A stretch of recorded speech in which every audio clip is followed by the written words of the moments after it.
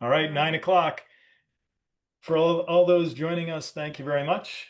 Appreciate you coming. Why am I doing this? Um, just frustration, really. For those who know me, they know that I have some good, everybody says, oh, he has good data. Well, I have evidence. I have facts, not just data. I'm not the data guy. I hate that term. So I'm here to show you and really Senator Blumenthal, who aggravated me yesterday when I can't call them lies because he probably thinks he's telling the truth. He's probably propagandized by his own people to believe that the vaccine saved 3 million or 30 million or whatever people he made up out of his mind or somebody handed to him on a sheet of paper. It was all untrue. So if he doesn't know it's untrue, then it's not a lie. So I'll give him the benefit of the doubt. Hey, Senator Blumenthal, I'm from Connecticut. I grew up there. I have all the death records in Connecticut. We're going to go over them tonight. I hope you'll join us. Please join us. I'm going to be speaking to you much of the night.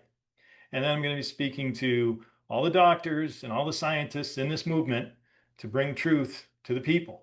And I'm going to show you what can be done and what they should be doing. And what I've offered to many doctors and scientists that none of them call me. So I'll just do it myself. If it sounds like I'm irritated, I am, because the people need to know this. They're getting killed. But we're going to try other platforms in the future. We'll do Facebook and Twitter, try to get it on YouTube and not get taken down. This is the first one. We're going to beef it up. All right. I think people just want to hear what's going on. We'll start with the Connecticut Memoranda series. But before I show you that, let me show you what happened in Connecticut. So this starts out with a message to the auditors of public accounts of Connecticut, where I filed a whistleblower report. And the person who works there wrote, allegation, state of Connecticut medical death certifiers should not write COVID on death certificates where COVID is not a cause. And it says he has Connecticut vital records and VAERS records and vaccination dates that 3,000 people died in Connecticut within 30 days of vaccination. And the information was hidden.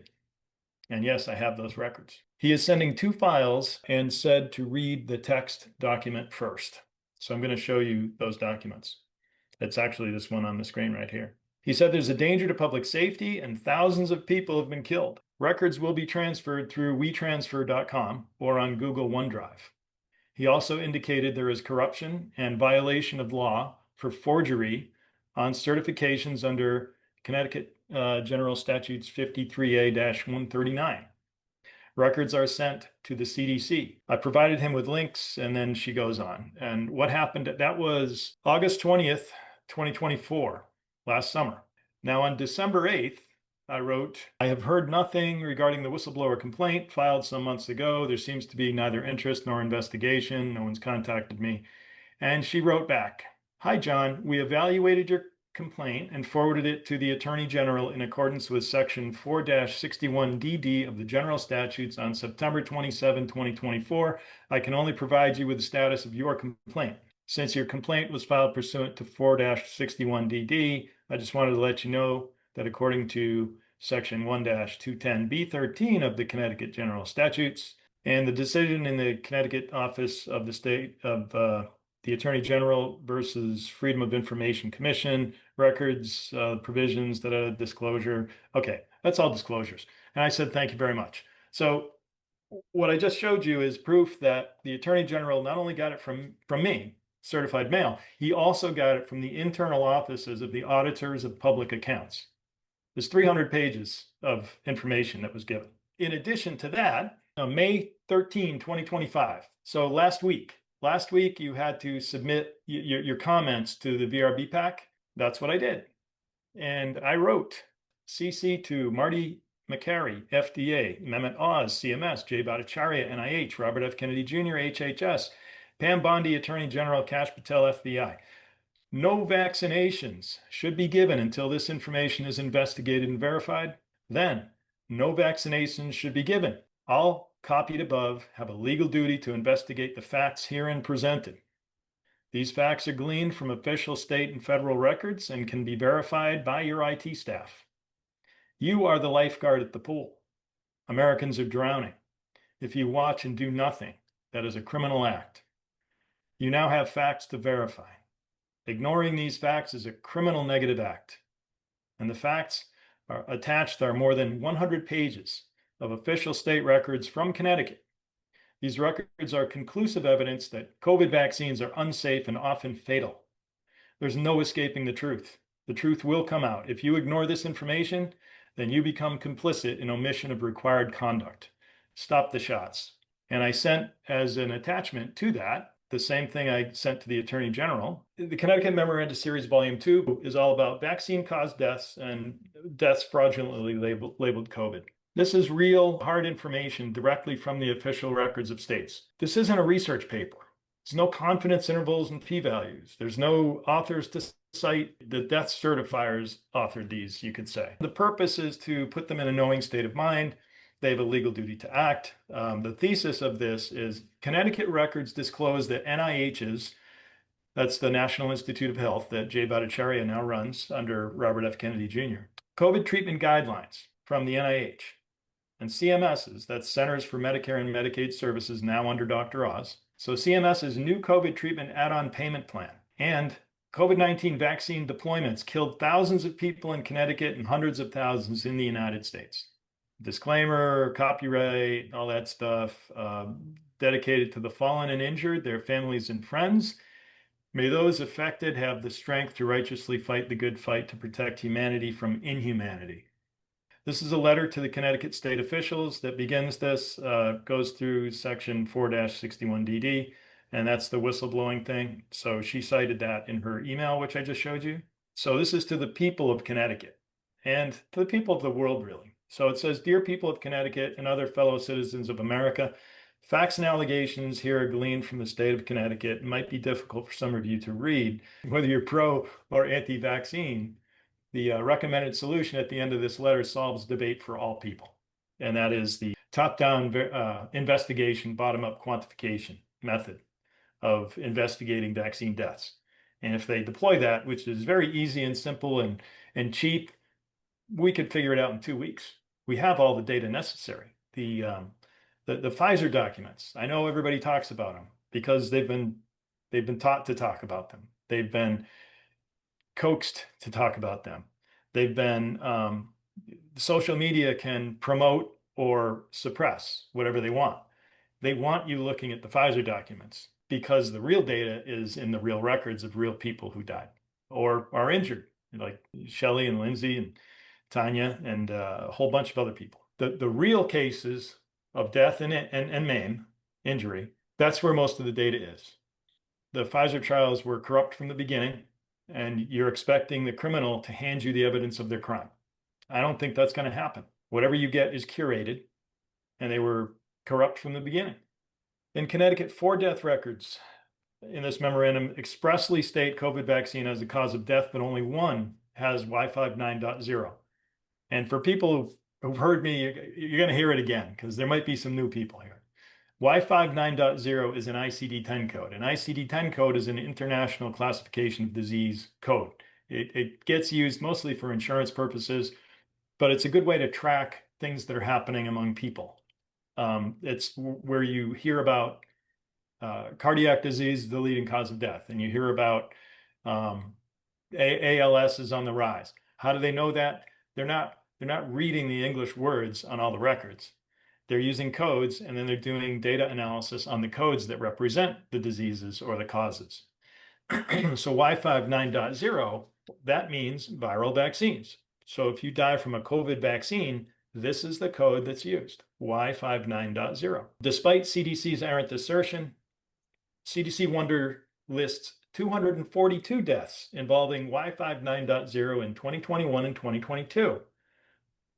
So they wrote an express statement, there's only 9 Janssen vaccine deaths, while at the same time in their records, and this is what few people know, I've been in multiple conferences where both lawyers and doctors have stood on the stage and said, we don't have a code for COVID vaccines, so we can't track them. And that's wrong. They have them, and they're being used. And it's Y59.0. And there's 242 listed right now, probably more now, but maybe 1 or 2 more. But there are 242 listed for 21 and 22 in the United States. So it's not 9, it's 242 at the bare minimum. A USA-wide extrapolation of the 5 Y590 coded deaths from Connecticut, Massachusetts, and Minnesota yields 101 COVID vaccine deaths. 242 and 101 prove that the CDC is lying about the 9. USA-wide extrapolation of the 23 expressly written vaccine deaths in Connecticut, Massachusetts, and Minnesota yields 466 COVID vaccine deaths. The first mention of a COVID vaccine death on a death record is coded with Y59.0, and the next 10 are not. And in Minnesota, 3 are coded, 6 are not. And in Connecticut, I'll show you 1 is coded, 3 are not. And so there's 23 that mention vaccine as a cause of death, where the death certifier wanted you to know. They wanted Americans to know these people died from the COVID vaccine.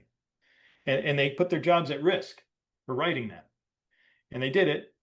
And that's 23. If you take 23, divide by the population of those states, and then multiply by the full population of the United States, you get 466. So they're mostly hidden, because even though it says COVID vaccine as a cause of death or contributing condition, they weren't coded. And I'll show you that CDC has been lying, and they've been deleting them from the records to hide from the American people. So, hey, Senator Blumenthal, wake up. Are you listening? Everything you said was wrong. By your own records from your own state. I'm showing you the fraud. More than 50 VAERS records correlated to the death records where it could only be that person, same age, gender, state, same causes of death. And from the VAERS record, I ascertained the injection date, the vaccination date. And you'll see people who died on the same day or the day after and so forth. So this was written like a legal memorandum if you recognize the format.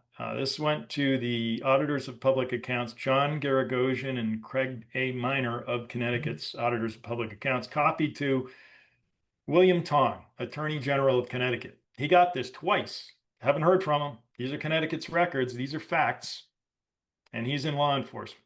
He has a legal duty to investigate these. Robert Devlin, Office of the Inspector General, they said, whoa, it's not our business. You have to go talk to somebody else. We only handle police brutality cases. Well, the top law enforcement official, if not the governor, is the Attorney General. And if he's not doing his job, the Inspector General should be making sure that the people aren't dying under his watch. So it is under the purview of the Inspector General, really, but they don't want to get involved because, hey, you don't go up against the Attorney General of the state, right? It'll wreck your political career. Ned Lamont, Governor of Connecticut, Manisha Jutani, Commissioner, Connecticut Department of Public Health. So the question presented in this is whether a Connecticut state official, knowing that Connecticut records show that COVID vaccines cause numerous deaths, is criminally negligent if he does not immediately and earnestly investigate and verify the records, then alert the public that COVID vaccines caused these many deaths in Connecticut. I'm going to go through the CDC fraud first. The following paragraphs 49 through 51. So you see this is paragraph 1 of this document, but the 49 here, that's paragraph 49 of the CDC memorandum. That's published. It's got an ISBN number. You can buy it off my website. The CDC memorandum, notice of criminal liability. The interchange is evidence that the CDC knowingly omits codes of vaccine-caused deaths, so they cannot be tracked by the public. The CDC refused to correct the omission even when the issue was raised. Kristen Nordland of the CDC in the interchange below committed felony fraud in express written form. This fraud extrapolated over all 50 states equates to hundreds of vaccine-caused deaths hidden from the public by the CDC. I don't know who the CDC lead person is going to be. I can't remember the name if there is one, but it's a criminal organization. So on July 3rd, 2023, Aaron Hertzberg published an article in the Brownstone Institute entitled CDC Altered Minnesota Death Certificates that listed a COVID vaccine as a cause of death. The article can be found at that link. Hertzberg's thesis in the article is an accusation by Hertzberg of fraud committed by the CDC in the omission of ICD-10 codes Y59.0 and T88.1 from Minnesota death certificates that expressly mention vaccine or vaccination in Part 1 causes or Part 2 contributing conditions. Hertzberg wrote, so this is from his article. In almost every death certificate that identifies a COVID vaccine as a cause of death, the CDC committed data fraud by not assigning the ICD-10 code for vaccine side effects to the causes of death listed on the death certificate. Paragraph 50 from the CDC memorandum. On July 5th, so what is that, 2 days later? Yeah, it's 2 days later. Greg Piper from Just the News sent an email to media at CDC, public relations, basically. The subject was media requests. COVID vaccine death ICD-10 codes withheld, ? And the body of the email from Greg to the CDC stated, "Hello, this is Greg Piper at Just the News in DC. I wanted to get the agency's response to this reported discovery about your categorization of Minnesota death certificates." And then there's a link to the article. So paragraph 51 from the CDC memorandum. On July 6th, that's the day after Greg Piper's email to them, Kristen Nordland of CDC Public Affairs replied to Greg Piper of Just the News.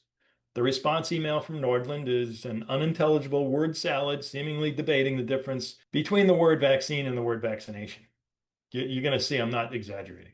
The email appears to be an attempt to misinform, disinform, and outright prevaricate, expressing that there is no unusual pattern of illness or death resulting from COVID immunization. Here's the body of the email from Nordland to Piper. "Hi, Greg. Thanks for reaching out to CDC. The claim in the post is incorrect. The ICD-10 codes in question pertain to adverse effects of vaccines, not vaccination." Told you. Senator Blumenthal, you should look into this. Vaccination is not a disease or cause of death, so simple mention of vaccine or vaccination without mention of adverse effects will not get coded. I don't even know what she's saying now. The examples in this article for which the adverse effects codes are included are those that mention adverse or side effects of vaccine. So now we know what they're doing. They looked through the 9 from Minnesota that mentioned vaccine or vaccination, and they carved out the 3, what is different about the 3 that were coded.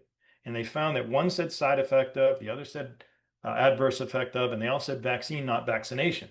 So they tailored the excuse here. And it goes on, CDC has not detected any unusual patterns of death to immunization, so that's a lie. COVID vaccines are causing outside of the 9 confirmed TTS deaths following the Janssen vaccine. That's a lie. So the summary is she tailored her answer to the 3 Minnesota deaths with that had Y590. What she didn't realize is that Solomon Kizito in Massachusetts was 62 years old. He died from acute bronchopneumonia in the setting of idiopathic thrombocytopenia in a person recently vaccinated. His was coded with Y59.0. It didn't say vaccine. I said, it actually said vaccination. So it didn't say vaccine, it said vaccination. So her excuse is blown out of the water by the Massachusetts record. Now let's get into what probably want to hear, or don't want to hear. I don't want to hear this, but these are the truths. The 4 following paragraphs are Connecticut records that state COVID vaccine killed.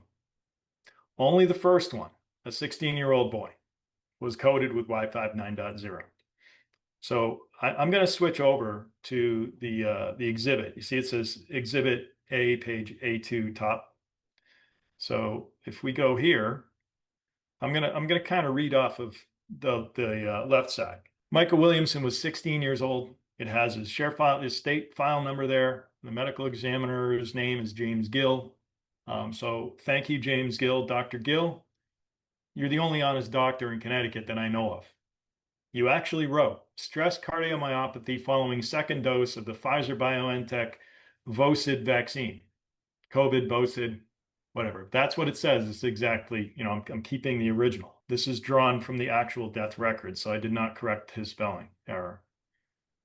Died in his father's residence. He was 16. In the bottom left there, it's UCOD, underlying cause of death, followed by all the codes. So the underlying cause of death they called I427, which is the cardiomyopathy. The Y59.0 is the viral vaccines. James Gill didn't write it because these records are sent to the CDC, and the CDC runs them through software called Transax and Acme, and that reads the English words. It reads the words stress, cardiomyopathy, following second dose, so it'll pick up on cardiomyopathy, and it generates the code for it. And it picks up on vaccine, and it generates the code for it. So if it automatically generates the code for one, why would it be missing from others? Why would it be missing from another 10 Massachusetts records that say vaccine or vaccination. And some of them say they died on the day after, the day of. One of them in Massachusetts is 5 minutes later. And you'll see in the Connecticut ones, there's 10 hours and there's next day. And I think there's a 2-hour one. And it says vaccine, it's not coded. So the CDC is deleting them as they're coming out. Or, okay, I'll give them the benefit of the doubt and say, well, they may not be coding any of them, and there's manual intervention to code one. Well, if they manually intervened to code one, why didn't they do the other ones? Why did they stop at, when did he die? June 7th, 2021. The next 4 are after that. And in Massachusetts, the first one was January 16, 2021, and there's not another one after that's coded. So what you have here is a massively corrupt, fraudulent situation with a federal agency. And I am making that accusation. So, Senator Blumenthal, what are you going to do about it? You have oversight. This is your state. Let's go do the next one. Okay, so that's Michael Williamson. Dulcie Jespers, on her death record, it states multiple complications of, another spelling error, Guillain-Barré syndrome. Guillain-Barré is known to happen from vaccines. We know it happens from the COVID vaccines. Received second Pfizer-BioNTech COVID vaccine 28 days before start of symptoms. Senator Blumenthal, James Gill again, a medical examiner from your state, certified this death record, wanting the public to know that the symptoms of Guillain-Barré syndrome, known to be from the vaccine, happened 28 days after the vaccine, and she died in probably 5 months. I don't have the vaccination date, but I have other records of Guillain-Barré deaths from the vaccine, and they seem to take all 5 months, every single one. It's like 3 or 4 of them that I have, and they're all 5 months. So this one is missing Y59.0. It's a fraud of omission. It says the vaccine right there. The software from the CDC would have picked that up, generated the code. It's missing. Juana Ferreras Ariza was 39 years old. 39-year-old, I mean, that's a kid to me. I'm 60. She was young. Sudden cardiac death with myocardial fibrosis, probable remote myocarditis. And then the last cause listed, because D is empty. So the last cause listed, I should probably tell everybody, that's considered the UCOD, or the underlying cause of death, which is a terrible name for the root cause of death. That's what they mean when they say that. That's a CDC thing. So the root cause of death, if there's nothing in D, then C is the root cause. If there's nothing in C or D, then B. It's the last one listed. So the root cause of this death, they are saying, is novel coronavirus COVID-19 infection. But wait, there's something in the parentheses. Status post-COVID-19 vaccination. She was vaccinated. She got vaccinated, got COVID, died from myocarditis. And what codes are here? Let's see. You got U071, which is COVID. They're saying that's the root cause of death. And then the cardiac arrest, and then the myocarditis. So the I461 down here is cardiac arrest, and the I514 is acute myocarditis. Where's the Y59.0? It's mentioned on here. She was vaccinated. This is a double fraud, double lie in a single death record. And Senator Blumenthal, it's your state. What are you going to do about it? You're in a committee. You have oversight. You're talking to experts. You don't need an expert on this. You need to talk to Dalit White, MD. Talk to Dr. White. You see, Dr. White, you wanted the public to know she was vaccinated, but it's not coded. So why aren't you having oversight of the CDC and saying, not why aren't you doing your job, but why are you hiding deaths from the American people? Why are you committing federal felonies every single day? John, to be clear, so the medical examiner does the top part of the card, and the CDC only does the bottom line for the codes? Correct. Okay. Yes. So everything on the death record that you see, I'm going to go through it real quickly here. So the state file number, yes. Okay, that's all filled out by the state, and that the record goes to the CDC, and the software reads what is in A, B, C, D, and part 2. Okay. And when it reads it, it then assigns the codes, and they send the records back to the states. How they did the first one, Y59.0, but none of the rest of them. Right. So you see hers doesn't have it. Right. The codes are right for everything else, but it's missing for the vaccine. That's a vaccine death. And now let's look at Lorraine. She was 85 years old. Cardiopulmonary arrest, congestive heart failure, hypertension. She had high blood pressure. Oh, but wait, in part two, look what it says. COVID-19 vaccine given 4/22/2022. April 22nd. When did she die? April 24th. 2 days. Only 2 days later. And there's really nothing here except she had high blood pressure that caused congestive heart failure. And okay, 2 days after vaccination. The death certifier wrote this here. She wanted you to know. She wanted us to know. It says vaccine. It should have been coded. It's not coded because there's no Wi-Fi 9.0 down here. Now we're going to match VAERS records. I want to take a break soon to show some graphs. Michelle is going to say, "Oh no, not graphs." There's too many graphs. Graphs are not good because what I say is every pixel on a graph represents a person.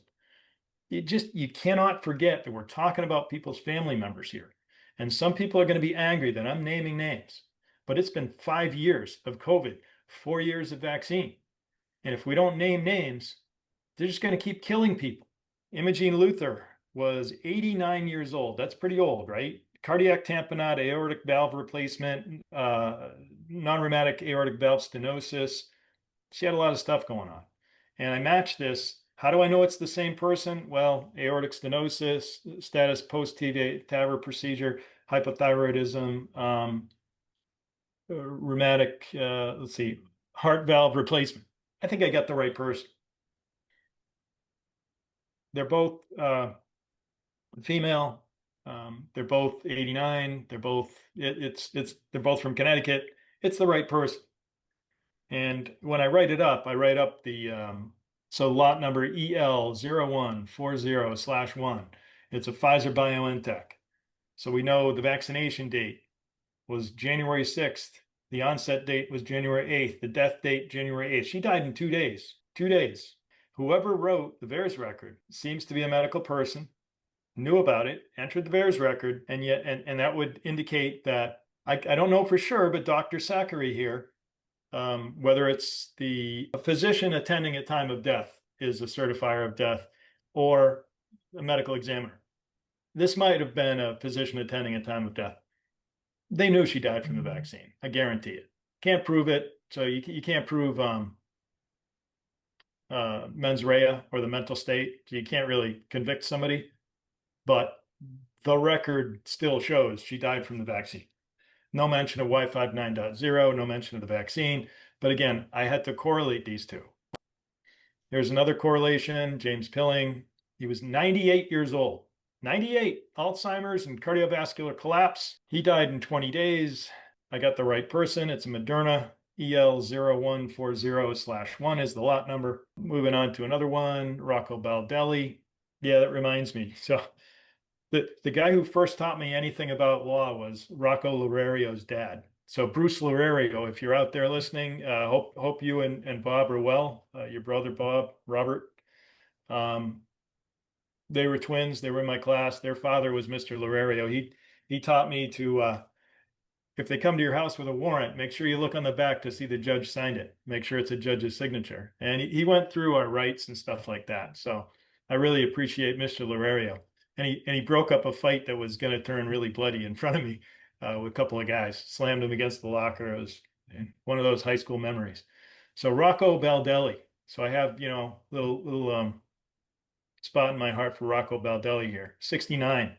He's only a few years older than me, 10 years maybe. Pfizer BioNTech, vaccinated on the 26th of January, right at the beginning of the vaccination, right? 21. Onset was the 27th, died on the 27th, died in 1 day. Cardiac arrest with PEA, pulseless electrical activity, cardiomyopathy, and a non-ST segment elevated myocardial infarction and STEMI heart. That's a heart attack. So he had a heart attack causing cardiomyopathy and his heart stopped. That's all they're saying. What they're not telling you in the death record is that he was vaccinated the day before. He had other things going on, end-stage renal disease, atrial fibrillation, acute embolism, thrombosis. You've got a guy with embolism and thrombosis. So he's got clotting problems. So they give him a vaccine and he dies the next day. These are the deaths they're not telling you about. These are the deaths I'm finding. en masse. There's 100 of these in this document, 129 pages.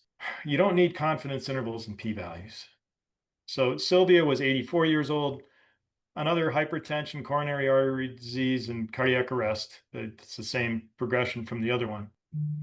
So epilepsy, high blood pressure, slight dementia.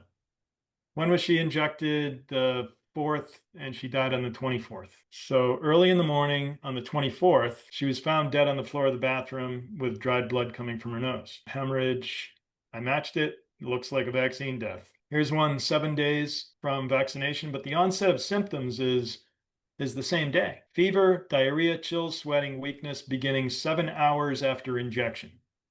This is where the VAERS records are important. I don't like them for statistical analyses because you don't know the denominator. But when you read it and you see all this stuff began 7 hours after injection, and he was hospitalized on the 10th. He went through 3.5 days of hell at home and then gave up and went to the hospital and then died 3 days after that. So you're looking at 7 days from vaccination to death, but you're only looking at 7 hours from the vaccine.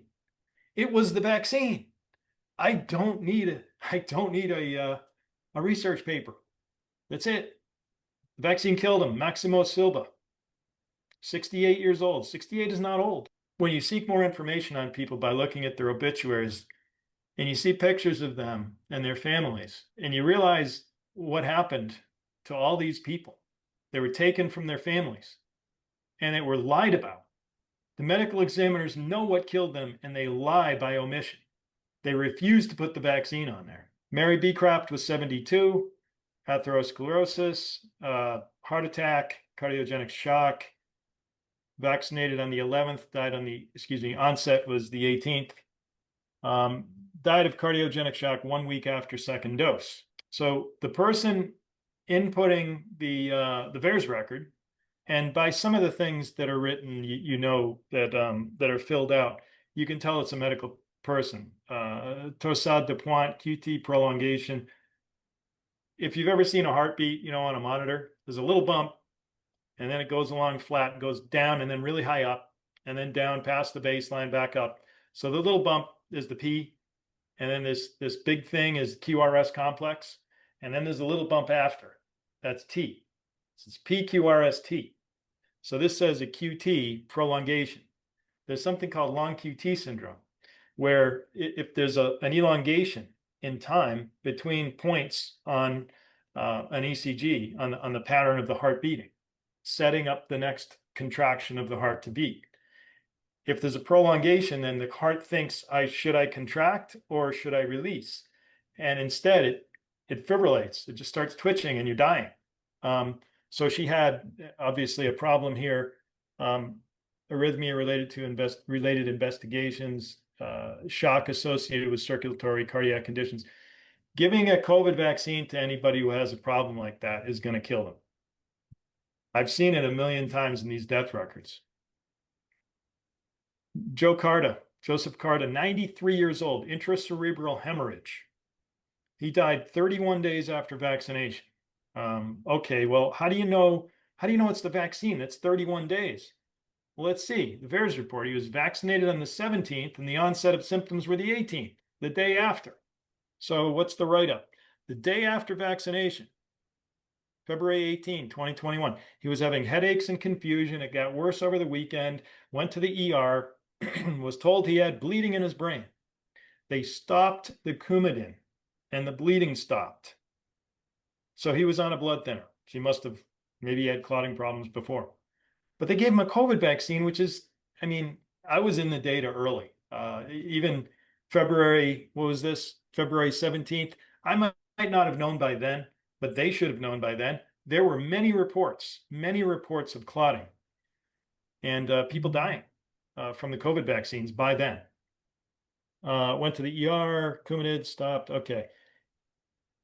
He was in the hospital less than a week, transferred to hospice, and he died. So from the death record, and it doesn't say this 31, I put this in here. The death record doesn't say 31. Okay, that's me. It doesn't have the vaccination date. I took the vaccination date from the VAERS record. Everything else here, everything else is from the actual death record. 31 days. It's not 31 days. It's 1 day that he reacted. Vernon Waltz was 69, cardiovascular disease, congestive heart failure. He had diabetes. Injected on the 29th, onset was 2 days later. He died. He died in 2 days. Patient died at home the night of the 30th to the 31st, time of death unknown. So he might have died in 1 day. They don't know. Gary Rawlings, 65, heart pain, chest pain, hard to breathe, lack of energy, swollen legs, erratic heart, death 3 days after. He reacted in 1 day, died in 3 days. It doesn't say it on the death record, but I correlated it to a VAERS record. Somebody was nice enough to put it in there and do their job. Not the medical examiner, though. All right, so that's page B10. Then there's 11. Heart attack, 73 years old, 20 days, but the onset, 20 days. I'm going to move on, but I want you to see how many of these there are. 65 years old, Felix, 84 years old, reacted in 2 days, died in 3 days. Ventricular fibrillation. Why would that happen? Change in the electrical conductivity of the heart through apoptosis, calcification, and you change the impedance network of the heart, so the electrical signals change, and you either end up with induced long QT or SR or whatever. All the elongations of, if the timing gets messed up of your heart's messed up. Do you want to take a few questions? Yeah, let's do that. Do you know of any Connecticut residents that have emailed their legislators or FOIA'd about your research? About mine, no. I don't know if she wants her name said, but she basically set it up so I would walk to the offices. She came with us, and she really helps me with the Connecticut stuff. She's great. Yeah, I do have help in Connecticut from basically one person. Somebody set me up to speak at a health conference. I did talk to, there's one guy, really good guy. He had, I don't want to say his name. He doesn't want to, he's in the business, so he doesn't want to have his name out there. But he set me up to talk to one of the, I think he's sat on the, it's not the board of directors, but it's the hospital doctors board, very high up in the hospital networks in Connecticut. He's a very well-known guy in Connecticut. I talked to him for 45 minutes. I showed him a bunch of stuff and he just wouldn't have it. He didn't care about the facts of Connecticut deaths. It's like, well, it's not in a research paper.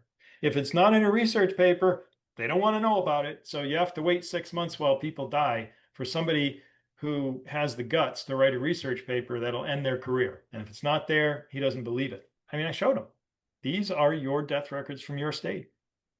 Any other questions, Cece? Yeah, I've got a couple. Do you think the investigations or the indictments should come from the state AG or from the US DOJ? Well, it depends. These are state crimes and they're also federal crimes. Mm-hmm. The Fed is not going to investigate the Fed. The state is not going to investigate the state. Nothing's going to be done in Connecticut because they're all in for the vaccines. They have Yale University and they have pharmaceutical companies that are pushing these. How underestimated do you think the VAERS database is based on the death records? Because Will said that if y'all put your heads together, that you probably could find a lot of vaccine deaths in the death certificates. Yeah, if everybody did what I did, they could. Yeah. In fact, so I'll answer the second question second. After I answer the question that wasn't asked. Somebody was having a meeting, I don't know if it was Alaska or Idaho, but they said, do you know anything in Alaska? I said, let me check it out. So I went to legacy.com. I used the search criteria in the obituary page of legacy.com, which aggregates all of United States obituaries from all the newspapers. And in looking at that search criteria, it took me about 15 minutes. I looked through like 200 different people because I looked for the youngest person in Alaska in VAERS that I could find who died. No, it wasn't the youngest. I looked at all the young people. And of all the young people, I found one. I think he was 36. And I found his obituary. I was able to correlate the obituary to the VAERS records. Now I got the guy's name, his age, where he's from, and it was a vaccine death. It didn't say it in the obituary. Oh, it's sudden death, sudden loss, suddenly and unexpectedly. And then the second question, how underreported is VAERS? I don't like to give a number because it's useless, other than to say it's at least one possibly closing on it could probably over 2 orders of magnitude. It's not 3 orders of magnitude. So it's between 1 and 2.5 orders of magnitude. Um, so if you get, and it's different for deaths than it is for headaches. So what's the underreporting factor for deaths is very different from the underreporting factor for headaches.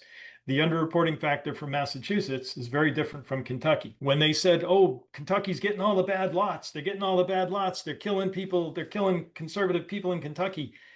I just said, no, the people in Kentucky that work at hospitals are more honest than in Massachusetts. In Massachusetts, they'll lose their job if they're found out to have reported to VAERS a death. Somebody finds out in Massachusetts you reported to VAERS, your career is over. You might as well move to Kentucky. You won't find a job here. So the underreporting factor here is going to be much greater than in Kentucky. So it's probably not the bad lots that they're shipping somewhere. They break up the lots anyway, and they spread them around. That's a rule. Right. So yeah, that's my answer to that. Does RFK have your book or your memorandum? No, I don't think he does. Yeah, I don't think he does. Last one is, what's the next steps Connecticut victims, Yeah, residents should take? they should have an uprising in Connecticut. It's not politics to the D Blue cult. The D Blue donkey cult will do anything their politicians tell them to do. They don't want to learn what's really happening. They don't want to know that their politician is lying to them. They just want to know that they're a good and moral and righteous person because they're doing what their politician said, because they're the nice party and the other party's the bad party. They're both bad parties. To me, I'm not in a party. I haven't been in a party in over a third of a century. They both have their bad parts. But as far as following blindly, so you can't get public opinion, all three branches hinge on public opinion. You won't get anything done in the courts because the judges are covering, and they're not going to take on an issue like this. In fact, in many cases, what they write is, we're going to leave it to the legislature. We're going to leave it to them to make the law. We're not going to weigh in on something that is not expressly written in a law. It's just clear-cut fraud, though. Anybody can see it. Oh, yeah. I'm showing you. I mean, Yeah. having hearings talking about research papers, it drives me nuts because a research paper can never be conclusive. I'm showing you conclusive evidence. These happened. These people were killed, and the government committed fraud by omitting vaccine as a cause of death. And the CDC purposely deleted them. So we're coming up on an hour, and I want to get to some graphs and show you what's really going on. I'm going to show you live how I generate all this stuff. So suspected pulmonary embolism in 2 days, that's the vaccine. Another correlated one, this is 21 days, but the onset was, well, 21 days.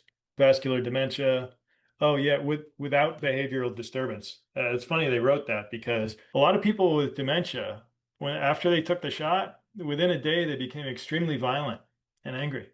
Had severe mood swings, not swings, but just went angry and stayed angry and died within 5 days. I had 3 of those. When you see a pattern of 3, where I call it turbo dementia, people that had dementia died really quickly.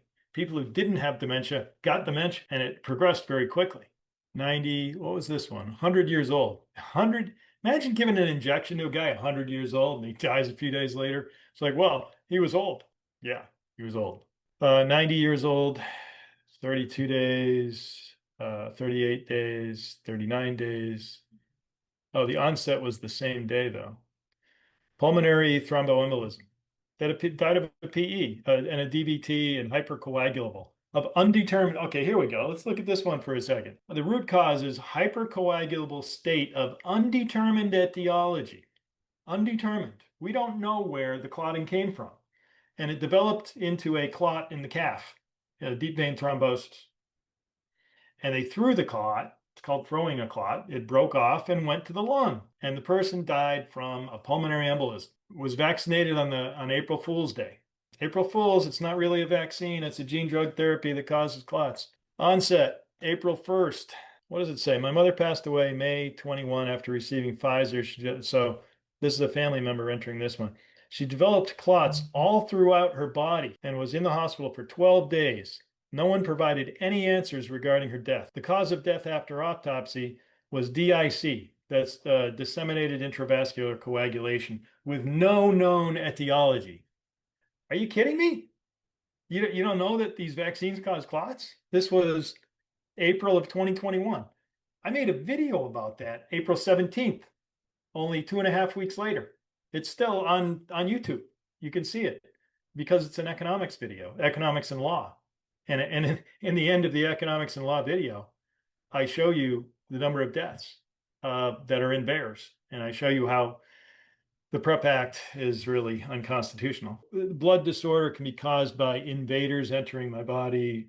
My mother was not sick. She was 65, healthy, and she developed clots all over her body all of a sudden. So this is an angry mother, daughter or son talking about his or her mother, perfectly healthy, developed clots, died.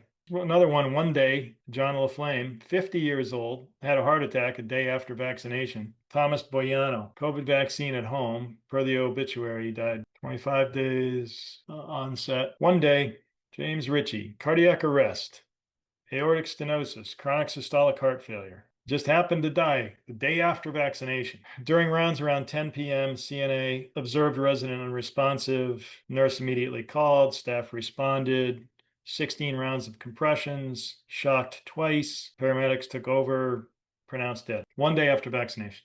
78 years old. 65 years old. Onset of symptoms in 2 days. Died in 10 days. 1 week history of shortness of breath.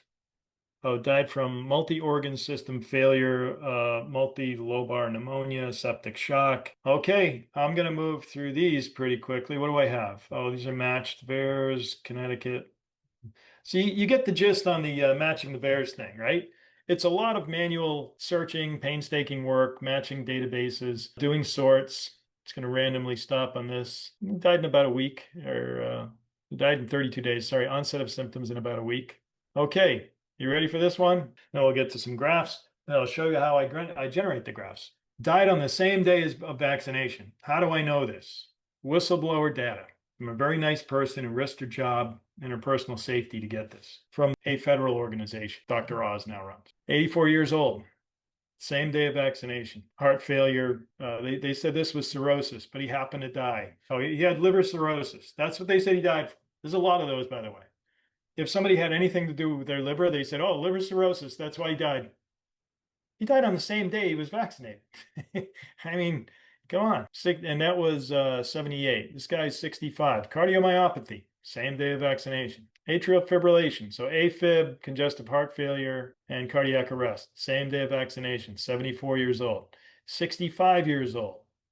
Malignant arrhythmia. Remember I told you the signals of the heart change and you're not going to make it. Well, Keith was 65 years old, died on the same day of vaccination from malignant arrhythmia. Sepsis, same day of vaccination. Cardiogenic shock, he had a STEMI, not an NSTEMI, but a STEMI heart attack.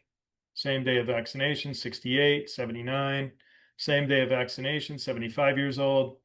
Same day of vaccination, 84 years old, 75 years old. Endocarditis. That takes a while. So I don't want to get into what endocarditis is generally from because I don't want to cast aspersions on somebody. Ventricular fibrillation. Gee, how'd that happen on the same day of vaccination? 70, 81. And now we're into the very next day. So the next day, 63 years old, 92. So you see I have a lot of next days. You ready? Just flying through these. Still the very next day, the very next day. And the very next day, we'll stop on one. Wait a minute, that's 2 days. Okay. The last two are 99-year-old and an 85-year-old. If you don't believe that they culled a lot of old people who were a burden on the Social Security system, I don't know what to tell you. So Senator Blumenthal, your state did a very good job saving the Social Security system by killing a lot of old people with vaccination and then calling it COVID. Good job, Senator. 2 days after. There's 50 of these, so again, going to fly through these. Maybe stop on a random one. Ready? Who's this? Helen was 88, dementia, atrial fibrillation, 2 days after vaccination. Some of these people, most of them are old, but some of them are young. 89, 91, 89, 84, 85. Now, because I have the database, I can just look through, I picked some ages. So somebody said, well, what about college age kids? So I just looked at all the college age kids. who died. What they die from? Ischemic cardiomyopathy. He had clots blocking the arteries servicing his heart. And he had cardiomyopathy at 21 years old, but he also had muscular dystrophy. The vaccine took out a lot of people who were had other things going on. 18 years old, septic shock, COVID pneumonia, disseminated intravascular coagulation. She had clots all through her body, and they're saying it was COVID. There's another one. If you believe this. Oh, also rhabdomyolysis. That happens from the vaccine, by the way. I did an article on rhabdo a year and a half ago, maybe. 20-year-old sudden unexpected death in epilepsy. Vaccinated, maybe? I think, probably. They convinced a lot of people who had health problems to get the vaccine so they wouldn't die from COVID. And they died from the vaccine. Okay, there's a PE there. Pulmonary thromboembolism. They had a pulmonary embolism at 22 years old. Hypercoagulable state. Yeah, and COVID. They're saying it's COVID. They say a lot of these are COVID. And so when you see in the news or you see in reports or in research papers, these people died from COVID, don't believe it because they've been lying. I've shown you how many lies there are. If they lied about 2, they're going to lie about 2,000, 20,000. An amniotic fluid embolism, 21 years old. All right, so I'm going to close these.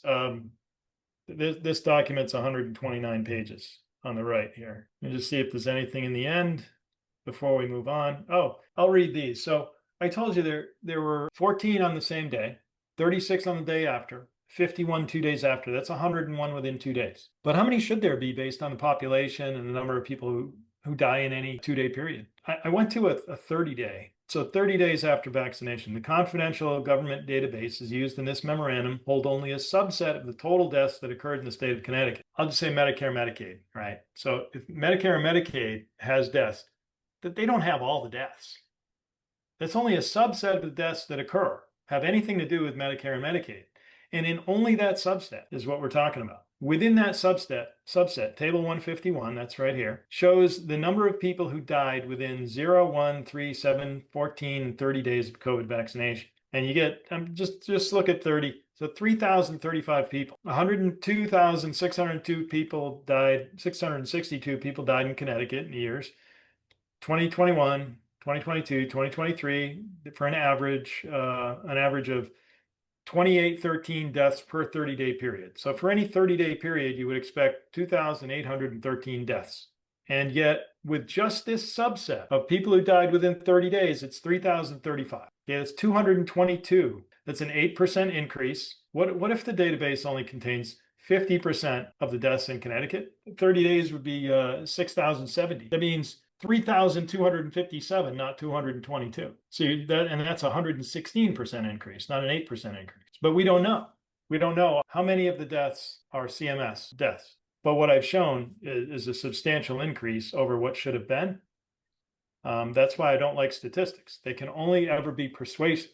They can't be conclusive. Certifying deaths. Oh, I go through how the government, alert number 2, and report number 3, this is the text that you will find on the government's website as to how to certify a death or is assumed to have caused or contributed to death. So COVID-19 should be reported on the death certificate for all decedents where the disease caused or is assumed to have caused or contributed to death. Not fentanyl overdoses, not car accidents with blunt force trauma to the head.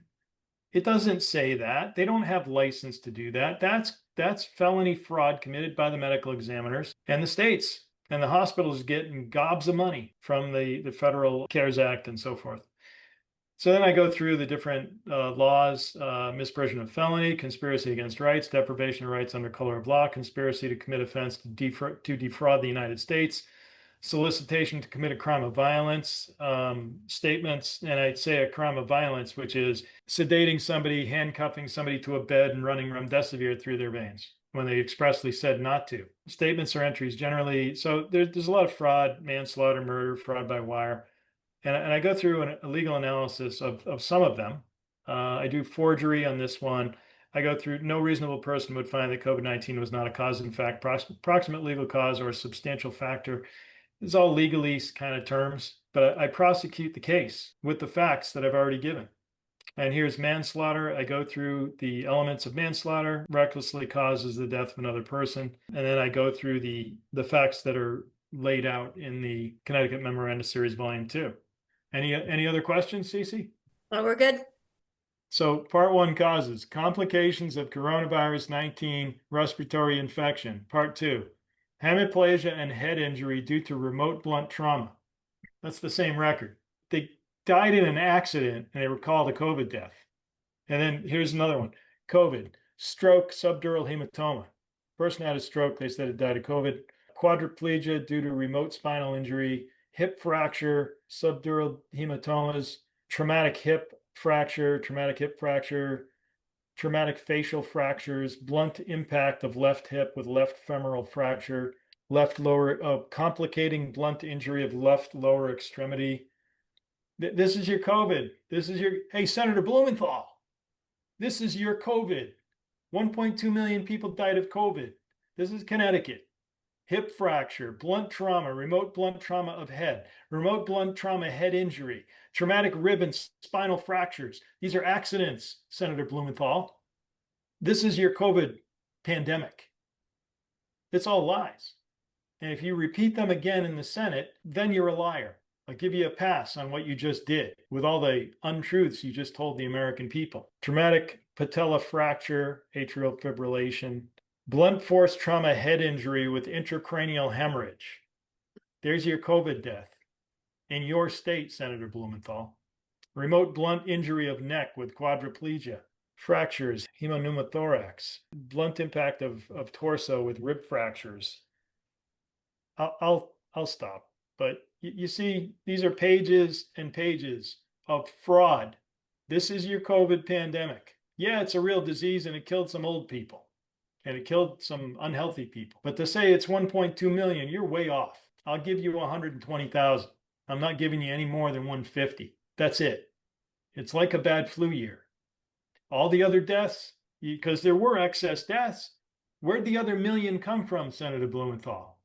I just read them to you. They came from the vaccine and they came from hospital homicides. And I'm going to show you how I disambiguate the two. You know, I think I'm going to show you how I do this. I don't know how many people are still hanging with us. At 170. Okay. Is anybody watching on the X Spaces? I have no idea. I'm just tracking Rumble chat. All right. You ready for this? So I have this nice little tool that a good guy, I told him what I need and he said, tell me exactly what you need. And I did. And he did it. I'm going to show you what I do. You can do each state individually or leave it as all states. So I'm going to do all states. So it's going to give me the records for all states. Anybody in the audience want to pick a code or a cause of death? Just pick something. Anybody? And pick an age range. We're going to stay away from hospitals right now because that'll. Or someone said PE. All right, we'll do a PE. So I-26. That'll cover both types. There's two types. So there's I-26.9 and I-26.1 or 0. Age range. Cece, you can pick this. 40 through 60. 40 to 60. All right. Pulmonary embolism involved deaths, ages 40 through 60. I hit download and it's working. It usually takes 2 seconds. Oh, because I'm on a, it's probably because the computer's working so hard on this video feed. It takes, honest to God, this takes less than 1 second. Oh, it's done. Well, that's the coolest thing I've ever seen. What was that? 8 seconds? It's usually less than 1 second. So if I open this file, it's opening. All right. So these are the deaths from PEs every day from ages 40 to 60 in Minnesota, Massachusetts, and Connecticut. You see these dates, 2015, January 1st, 2nd, 3rd. So I'm gonna scroll down here. And I'm going to go to the 31st of December of 2023. And I've got those. I'm going to do Command C, which is copy. I'm going to go find my tool, which. Where is this pulling data from?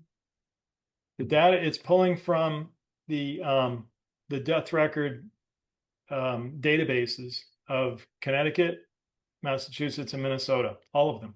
All the death records from 2015 through 2023.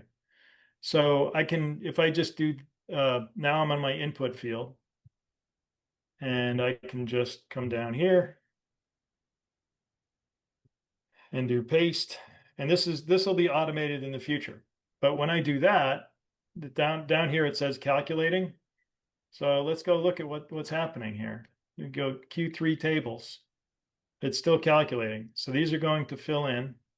Might have gone too far to the right. I did. Okay, so those are those tables, combos, combinations, annual fiscal tables. Okay, here we go. So it automatically grabs what's in there. It says 40 to 60 in Minnesota. This is the number of excess deaths. So it's 84. So in the age range of 40 to 60, there were 84 excess deaths, more than expected. And the Z scores are down here and the excess are up here. So by the time you get to 19, it's based on the 2015 through 2019. Okay. So these all add up to 0. So there are 36 excess in 2020, 46 in 2021, 29 in 2022. And it looks like there was a deficit in 2023. And Minnesota seems to have, they don't like to do PEs as much as Massachusetts. Connecticut looks like there was a deficit. So there was 195 excess in Massachusetts and actually a deficit in Connecticut. They really don't like to write them on their death records. So what I'm saying is it's not just about what actually happened. It's also about the behavior and the culture and the custom and practice of the medical examiners or the doctors in the state. And so when you look at data, it's not what you think it is. You have to think about all the confounding variables, which is behavior, custom and practice, and knowledge of the staff that's creating the records. Let's take a look at what graphs were created. Can't really see anything because, there you go. I had the graph tuned for another project. But you see how deterministic this is in Minnesota? And then, wait a minute, on the annuals, you couldn't tell that this was happening. This, by the way, this right here is September of 21. So it's 2021 September. So you had this, you'll notice that there's a bump here too in Massachusetts. There we go. The annuals are in the bar graphs, by the way. I did something special for Connecticut. But anyway, you see there's really no signal in Connecticut. There is this weird thing here, but you can't really count it because there's one here. But definitely in Minnesota, something happened. A and B, I didn't put in a B, so there's no A and B tables. Q3 bar graphs, Pause bar graphs. Here we go. So that's what it looks like annually. I have all these graphs. I can do combinations and Z scores, excess deaths. Here's your excess deaths, by the way. So Minnesota has the greatest excess. It tells you the Z score, which is the number of standard deviations above mean. So that's how I do it. This tool is better than anything the CDC, FDA, NIH have, or any of the 50 state health departments.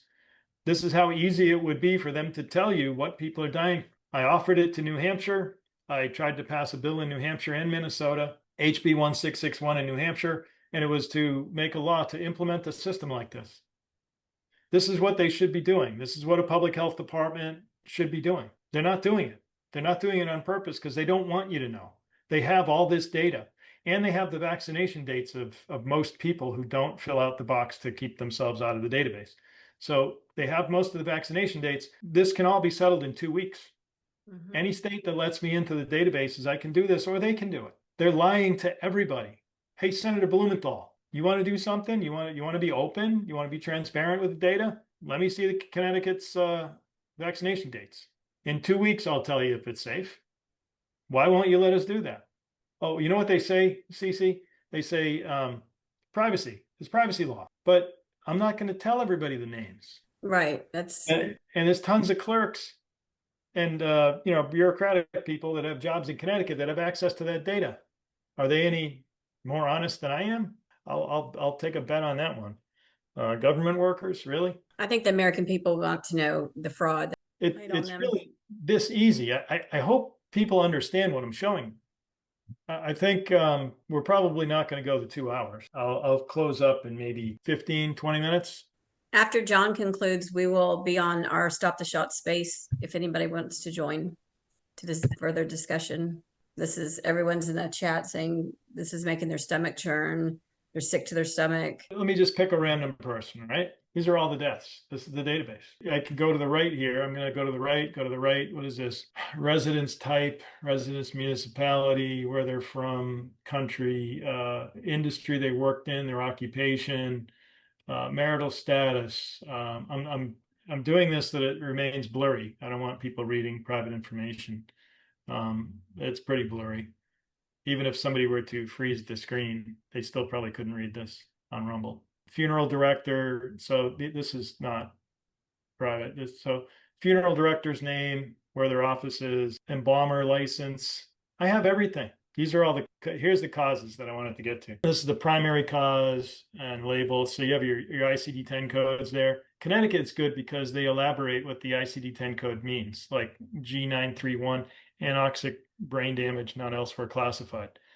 Massachusetts doesn't have that there. So I have to look on a website to because I don't memorize these tens of thousands of codes. Now these are the causes with that the death certifier wrote: respiratory failure in 6 hours, acute encephalopathy in 17 days, cardiac failure in 18 days, pulseless electrical activity 18 days, chronic kidney disease, pulmonary hypertension. That's E, which is the contributing conditions to death. So I can see who certified the death, whether it's a medical examiner or a doctor attending at time of death. I created this last column, which is a concatenation of all the ICD-10 codes. So I can look in one column and say, is it there? So if it's there, it shows up. That's how I do all that. It's just an easy way to make the data. But I don't do that anymore now. The guy who wrote the sequel does that for me. Just going to pick somebody random, okay?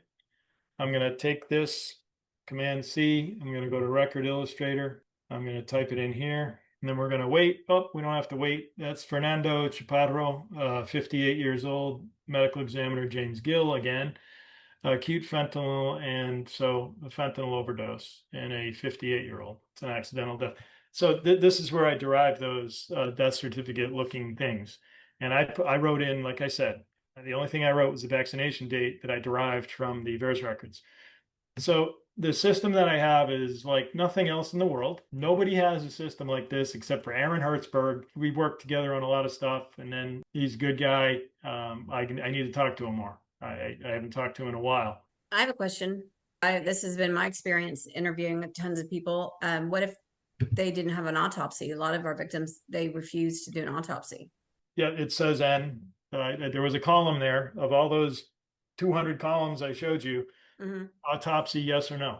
And it's if it's yes, autopsy available is another one. So there's autopsy, yes or no, and then there's autopsy like report available. Like, can you get it? Did they do fewer autopsies during the COVID era than they should? Yes. Was it because they were overrun with patients with it? Yes and no. Only during certain waves did they have an excuse that they couldn't get to them. During the vaccination waves of death, they have no excuse. They didn't do them on purpose. They didn't want to know. I'm writing a research paper which will have this in it. So this is all just kidney failure. This one is 496 pages, and there's 6 tables on this page, and there's 3 graphs on that page, and 1 table, and 2 graphs in a table. By the time you add it all up, there's over 1,500 graphs and tables of just in acute renal failure involved stuff. I've posted some of these on X. This is Florida. These are idealized Gompertz curves. So people die in waves when disease comes in. And this right here is, imagine the uptake of vaccine as a diagonal line going up. More people are taking the vaccine, and then everybody's got the vaccine. If you add these two, you get this down here. And that's why if you look at the actual Florida data up top, you just make it big. So you remember this down here, that the troughs are going up, and the peaks are still there, but the troughs are going up at an angle. Let's look at Florida. Look how deterministic it is. 2018, 2019, 2020, the year of COVID, the year of COVID. Wait, where are the extra? If COVID's causing the acute sudden kidney failure, which isn't chronic kidney disease, so don't tell me COVID, oh, they're only dying a year later from it because they had COVID. No, this is acute renal failure, acute kidney injury, not chronic kidney disease. Yes, there's a little blip in July here, but then you start vaccinating people, and you start killing them in hospitals right here. Remdesivir was approved right here. Not approved, sorry. It was approved earlier, incentivized. When they started paying hospitals a 20% adder was right exactly here. And that happens when people get COVID, go to the hospital, They get put on remdesivir, baricitinib, molnupiravir, ritonavir, nirmatrelvir. The last two are in Paxlovid, and you have this bump. That's a lot of people, a lot of people. And then you have another wave of COVID in the next winter. Why is the third wave of COVID the biggest? And then you have another big one. But at the same time, the troughs are not returning to where they were for 3 years in a row. The troughs are going up as well with the uptake of vaccine. You have two separate and completely different signals. I can say that very easily because I'm going to go back up here and show you acute renal failure. Okay, so here's Minnesota. It's going along for 5 years. And then you get into the second half of 2020 when they incentivize the drugs to kill you in the hospital. And then it takes off like crazy. This is 3 times normal. And how many people is that? So is this all ages? Yeah, 0 to 120. All ages, Minnesota is 2,412 excess deaths from involving acute renal failure in Minnesota, 4,344 in Massachusetts, 1,811 in Connecticut. But what about COVID? Because I have all the death records. If the death record also has COVID on it, I can say, well, give me the acute renal failures without the COVID. Let's take a look at that. You won't find this anywhere else in the world, by the way. Oh, this is with and without pneumonia. So J1A. So you see it's the same pattern. And over here, it rises a little bit. Like, oh, all these people died with COVID, but not pneumonia. Same here and same in Connecticut. That's really not much to talk about, but I wanted to do it just to be sure. They do parallel each other, right? The dotted line, the dotted gray line is N17 involved deaths, all of them. That's the black line then becoming the dotted gray line. Now let me take out the COVID. Like COVID was not involved in their deaths. Does this peak disappear? Yes, it does. Does this peak disappear? Yes, it does. These are deaths not involving COVID. So they weren't hospital homicides. They weren't all those drug things, remdesivir and so forth. But acute renal failure still went up in a diagonal and across. I showed you that idealized graph. The same thing in Massachusetts, up and then across. And in Connecticut, up and then across. And when you subtract out the COVID involved stuff, the peaks go away, but you still have a problem. And that's why I say there are 2 different signals. I don't understand why these PhDs and MDs can't put their heads together and learn how to do signal analysis. These are deaths. Oh, this is as a percentage of deaths that also include U071. So you have nearly 40% of the deaths of N17 that also have COVID, and then you have 5% down here. So from 40% down to 5%. In Massachusetts, it's almost 50%, 40%, 40%, and then it's down to 10 and 5. It's like somebody threw a switch and said, yeah, throw COVID on these death records too. Oh, we don't need them anymore. Look at Connecticut down here. COVID's involved, COVID's involved, COVID's involved, no COVID involvement. This doesn't make sense unless it's fraud. The younger ages, there's a lot less signals in younger ages. I don't understand why. There's no signal in Massachusetts. There is one in Connecticut, but there's a really big one in Minnesota. Do they like killing people in Minnesota that are young more than in Massachusetts and Connecticut? I don't know. They killed a lot of old people in Massachusetts and Connecticut. Anybody listening, pick a state. I have all 50 states here. Name a state. Right. Let's see what we got. Illinois, I see. Illinois. Well, I happen to be very close to that because I'm at Iowa. No, Indiana. Illinois. Okay, so here's the table. This is all gleaned from, this is not from the 3 states data, obviously.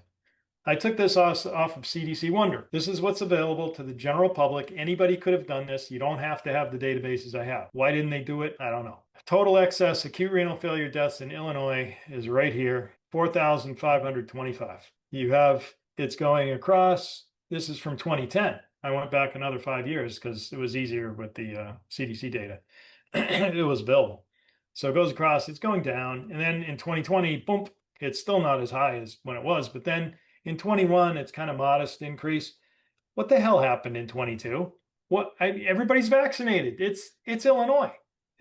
Chicago's got a ton of people vaccinated, right? It's a blue state. They all vaccinate, and then they all have excess deaths in 22. There's no excuse for this. And if you look at the Z-score, you see this kind of weird trend, and then it reverses in 21. But then in 22, it's just crazy high. And these are the excess deaths. Total, oh, this is all cause. So I compared it to all cause, 20,000. Any other state? Yeah, they would like to see Texas or Florida or New Jersey. You pick. Texas? That's where I'm at. Texas. So Texas had a big increase in 2020. If I had the state data, you saw the waveforms I was doing for Massachusetts, Connecticut, and Minnesota. I could do it daily, and therefore I could tell you what's happening within the year. And they all started in November, after the November 2. Who has to give you permission to get that? The governor? You can do an IRB, Institutional Review Board, try to get the data, but they probably won't give it to you. It's the Vital Records Department. You have to fill out some forms. Everybody's wanted to try to get this for me to do this work, but the southern states and the conservative states have greater privacy laws. Better. So they're protecting the dead people from being known. But yeah, here's Texas, 15,000 excess CC, 15,000. And then Florida's actually a good one because you can you can surely see it. Oh, I put Florida at the end. Yeah, sorry. I remember I showed you Florida. I showed you this graph. I put Florida at the end because I did something special for Florida. I did it by month. I was able to do it by month. But here's Florida, as 16,739 excess. How do you get away with killing almost 17,000 excess people by acute renal failure and nobody says a word? This is how asleep the American people are. I don't know what to tell people, but that number is real. Here's the Z-score, standard deviations above mean. There's hardly anything in 2020. 38.8 and 42 standard deviations above mean. People will say, no, that's wrong. I had a stats guy telling me I was wrong on one of the first podcasts I did. And because I was new at all this, I was like, oh, really? Oh, okay, I'm wrong. I must have done something wrong, because he couldn't fathom the fact that this is right. This is a very deterministic signal. You see up here? Yeah, deterministic. I mean, it's not moving. You get the same number of acute renal failure involved deaths every year. And then a slight bump in 2020 because a lot of extra people died, and they died with acute renal failure. And it carried it with it. But then the all-cause death total went down, but the acute renal failure more than doubled. This is more than 100% increase. This is insane. That is. And another, you said one more state? Maryland. Okay. So I basically put together a system the government should have had 30 years ago. It wasn't that hard. I'm just one guy in the basement with a computer. And one guy in the basement with a computer, and I now have the most powerful epidemiological vigilance system in the world. Isn't that weird to say? I mean, yeah, I'm no genius, that's for sure. They should be beating down your door to get this. They should be beaten.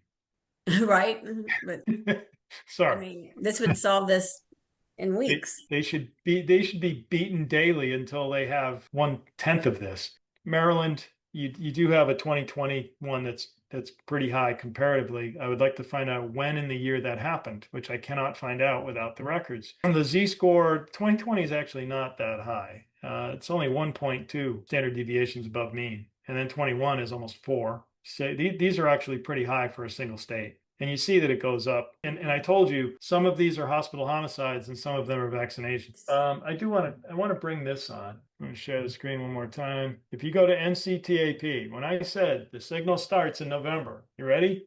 So this is cms.gov. All you got to do is type into your browser search bar, CMS space NCTAP. If you type that in, or the first search suggestion will be this one. The new COVID treatments add-on payment. Okay, you ready? I'm going to scroll down. Veklury, that's another name for remdesivir. November 2nd, 2020. It's a 20% adder for the whole hospital bill. Paxlovid, which is nirmatrelvir co-packaged with ritonavir. A bunch of different dates starting in December of 21. They love all those virs. The virs and the nibs and the nabs. Yeah. Yep. The molnupiravir is on here. So Olumiant is baricitinib. And you have all the dates. Lagrevio, that's molnupiravir. That's December 21. So, you know, they really got you with the November 2nd, 2020 with the remdesivir. But then the winter of 21-22 was absolutely brutal. Absolutely brutal. So many people died. You got your molnupiravir and your baricitinib and your Paxlovid of December 21. They hit you with all that stuff and they murdered so many people. I mean, it's incomprehensible why they would incentivize a hospital to use a drug. I mean, money is a financial motivator when that might be not the thing that works, but they're going to use it because they're going to get money for it. I mean, it's on its face, it just is so wrong. Absolutely on purpose, without a doubt. And it's hard to say that. I didn't want to believe that people would do stuff like that. Doctors were afraid of losing their jobs, so they were coerced. Hospital administrators were solicited. Mass General Brigham, and Klebansky. I'll do this for a second before we close this out. I'm going to repeat something I've told you guys a million times. I don't know who's still 143 still listening. 600 pharmaceutical ecosystem companies in Massachusetts, 50 companies over 100 million a year in revenue, 10 companies over $1 billion a year in Massachusetts, and those are pharma companies in revenue. Moderna's headquarters and R&D in Massachusetts. Pfizer's divisional headquarters for their mRNA products, Massachusetts. My congressman is Jake Auchincloss. His father is Hugh Auchincloss, Fauci's number 2 in NIAID for many years. His mother is Lori Glimcher, and she is president of the Dana-Farber Cancer Institute, president and CEO. And she also sits on the board of directors of, now it's GlaxoSmithKline. She was on Bristol Myers Squibb. So you see that little Jake Auchincloss following in mommy and daddy's footsteps, going to be a congressman and make sure all these drug companies get all their money. You also have Ann Klebansky, president CEO of Mass General Brigham. But you know who sat on the board of directors of Mass General Brigham just before she took another job? And she was also the chief of infectious disease at Mass General Hospital, which is the largest of the Mass General Brigham chain of hospitals in Massachusetts. One Rochelle Walensky, she became CDC director and immediately put in vaccine mandates for the whole country. They used the vaccine mandates to make sure that everybody working for hospitals, whether a doctor or a nurse, was vaccinated. How did they do that if it was only federal employees? Well, the hospitals are all taking CMS money, Medicare and Medicaid. So the same division under HHS, department under HHS, you get CMS and you get CDC. The CDC director ordered the vaccination mandates for federal employees. It was taken up by the executive branch. CMS leaned on the hospitals and said, yeah, what's going to happen to your quarter if we pay you a little bit late or if we start challenging you and saying, maybe we should audit all of your Medicare and Medicaid records. So the hospitals all fell in line and they fired people who wouldn't take the vaccine. They gave some medical exemptions, but they kept the quota really low. They wouldn't let too many people get away with that. And when you fire all the people who would be non-compliant, you end up with only compliant people. You end up with people who are afraid to lose their jobs, and they'll do what they're told to do, including injecting themselves with something. Those people are a different psychological makeup than other people who would do the right thing and not inject the patient with remdesivir. Right. So the psychological filter that was used in the vaccine mandates put out by Rochelle Walensky from Mass General Brigham, who, by the way, also has Lindsey Bodden, who ran the phase 3 clinical trials for Moderna with 30,000 people. Mass General Brigham is at the center of all this COVID nonsense, along with Massachusetts. Mass General Brigham takes in $20.6 billion a year, $4.5 billion in Mass Health, about $4.1 billion in Medicare, $1.2 billion in Medicaid, $2.5 billion in research and academic. You'll probably find that under BARDA with hidden money under biological advanced research projects. 1.2 billion in specialty pharma, and they are the largest grant funding recipient. You won't find it under one line item for the NIH. It's under multiple because you have McLean Hospital, Brigham and Women's Hospital, and the biggest one, Mass General Hospital. You also have the Harvard connection, all the Harvard research and all that BARDA money. So we're talking several $1 billion. It's the largest it's the center of all COVID. That's why Massachusetts, New York, and New Jersey, where New York, New Jersey has the executives from pharma, Massachusetts, New York, New Jersey drove the COVID pandemic in the first wave. They did. The virus started halfway around the world in China, but Massachusetts, New York, and New Jersey, for some reason, had the most COVID deaths by far. Belgium was a distant fourth. So now I'm repeating other podcasts. This is my podcast. So I'm going to stop. If there are no other questions, we can close the podcast. The most important thing today, I don't know. I wanted to impress upon people that I have a system. that's better than anything the government ever created. And if they give me even more access to data, I could solve everything. we could we could say what drugs are killing people when. And you can't prove anything. What you can do is you can show where to look. And once you know where to look, you go and you do your forensic investigation of individual medical files that are 12,000 pages each. And that's how you build a timeline. And you can say that's how you determine causation. Well, So hopefully for we can do more of these on Thursdays, because the audience got up to 170 and everybody is very, very thankful of all this work you've done, including myself. It's incredible. And in the future, I want to interview other people. I think I can translate a lot of the highly technical things and draw stuff out of like a Kevin McKernan. He's really good anyway, but get him to bring it down to let the people know what's going on yeah, and what the potential ramifications are. I know a lot of those people in that world, and I think just having a conversation in front of people would deliver a lot of truth. The first one I interviewed myself. I just kind of talked. I've been talking about this stuff for a while. So everybody, thank you very much for listening. I appreciate it. Sorry I wasn't able to look at all the comments while I was talking. At least now you have a flavor of what my computer looks like. Just I shouldn't have to cut and paste that other file. I shouldn't have to change some of the back end graphs. All that should be an automated thing. Albert's probably going out of his mind. You should use not Plateau, Tableau. Yeah, use Tableau, John. You get like the back end post processing. I really would like to grab some of the guys I know from electrical engineering.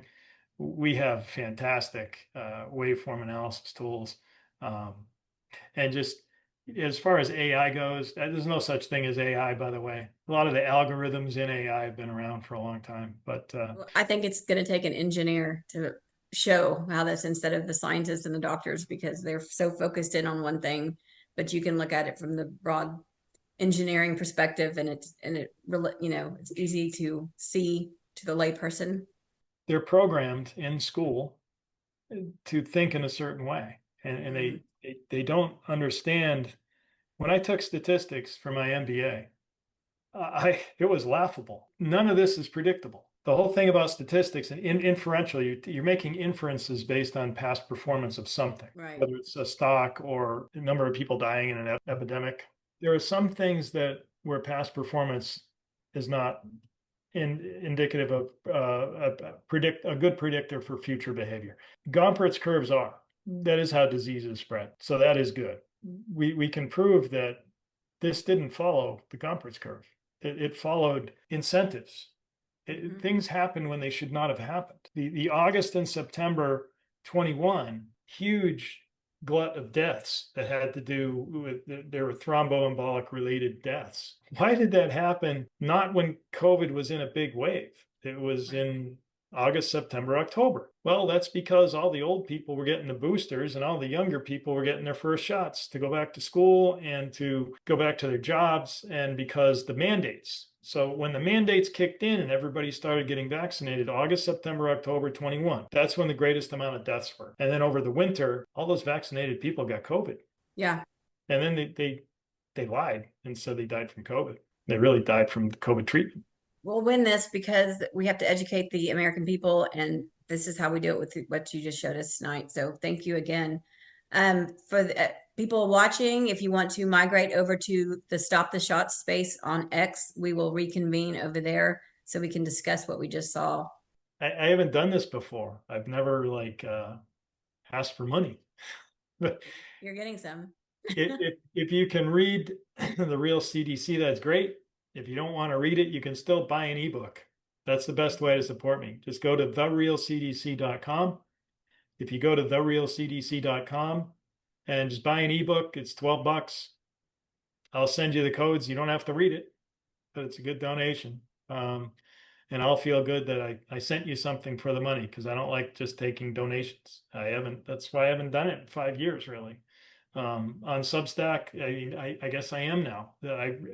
Everybody who's donating on Substack, thank you. I've never taken the time to thank the people for the subscriptions. It's nobody has to pay anything. It can be free.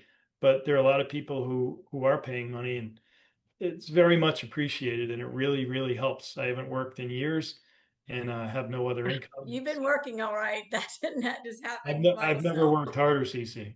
I In know. my career, I worked about 15 hours a week, Yeah, I know and I you have. made north of 250, 350, some, and I was working 15 hours a week because I was playing pool, going out to dinner, going to World Series games, putting deals together. You work really hard at the end of the year trying to close the contracts before the fiscal year ends. Yeah, And they would be leaning on me all year. And I'm like, yeah, just leave me alone. And I wouldn't do the reports they told me to do. And so the management never liked me. I'm like, I'm not doing that. You just deliver at the end of the year and they all go away. I yeah. did that year after year after year after year. What's coming in? I don't know. Leave me alone. I You deliver a big contract and they're like all having a party. All right, John, you're not a bad guy. Yeah. So that was Yeah. my career, and this never worked harder in my life. If I worked this hard at a real job, I'd be rich. Well, We've been on it. Yeah, but you've done just so much work and such important work. well, That, thank you, and thank everybody for the subscriptions on Substack, and if you bought a book, thank you. That's the best way to donate. The least amount of money goes to overhead, buying an ebook. So that's why I point to that. So thank you, everybody. And hopefully I'll get some good guests to interview, and maybe I can do this. This is just the first one. So, and it was impromptu. It was really about Senator Blumenthal and his speech in front of Ron Johnson's committee there. I was really upset, and I'm from Connecticut, and that guy, he's going to hell. yeah, You can't kill that many people there's and then come up and just lie in front of everybody. They had no shame. All there's right, Cece, I'm going to close it out. Thank you. Really appreciate your help today. Thanks Mhm. much. Bye. Bye, everybody.